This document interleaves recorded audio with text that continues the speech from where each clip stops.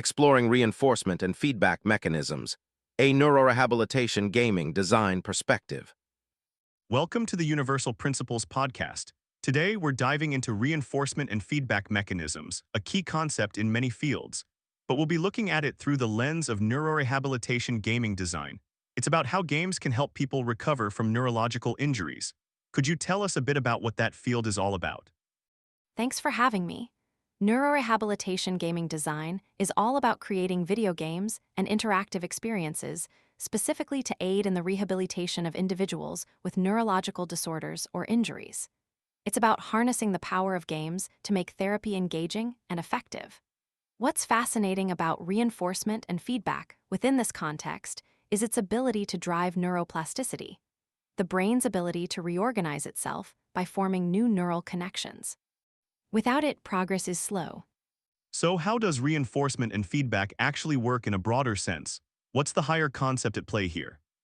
At its core, it's operant conditioning and iterative learning.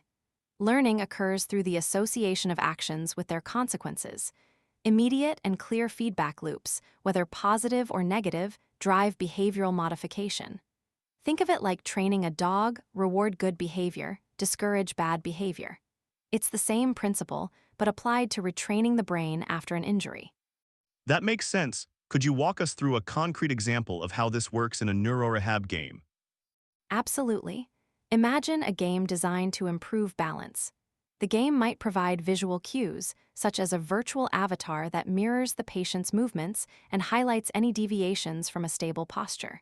So if they lean too far to the left, the avatar exaggerates that movement, providing immediate visual feedback.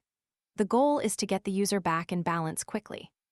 Okay, visual feedback. What about other senses? Right, auditory feedback is another powerful tool. A positive sound effect when a target is reached can reinforce correct movements.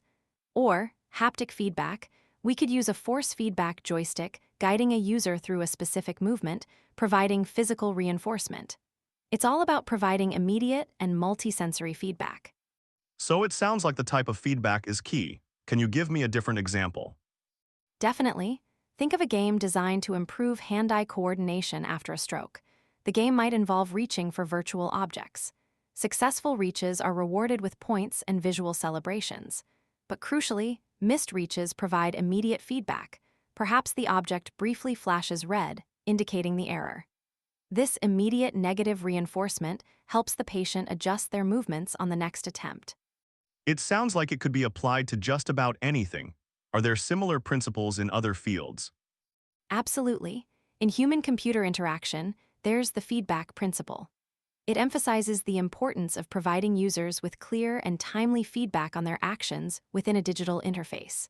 A progress bar during a file upload or an error message when you enter the wrong password. These are all examples of the feedback principle in action. I wonder where else it applies. Okay, so if someone wanted to apply this principle in their own field, what practical advice would you give them? First, focus on immediacy. The closer the feedback is to the action, the more effective it will be. Second, make the feedback clear and unambiguous. Avoid vague or confusing signals. And third, personalize the feedback. Tailor it to the individual's needs and learning style. People will appreciate it more and make better progress. Great. Well, thanks so much for sharing your expertise on reinforcement and feedback mechanisms. It's amazing to see how a simple principle can have such a powerful impact across so many different fields.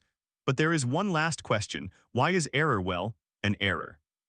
My pleasure. It's been great to be here. Error is only a problem if you don't learn from it.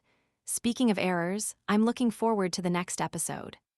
And that's all the time we have for today on Universal Principles. Join us next time as we dive into another fascinating concept. Until then, keep exploring the world around you.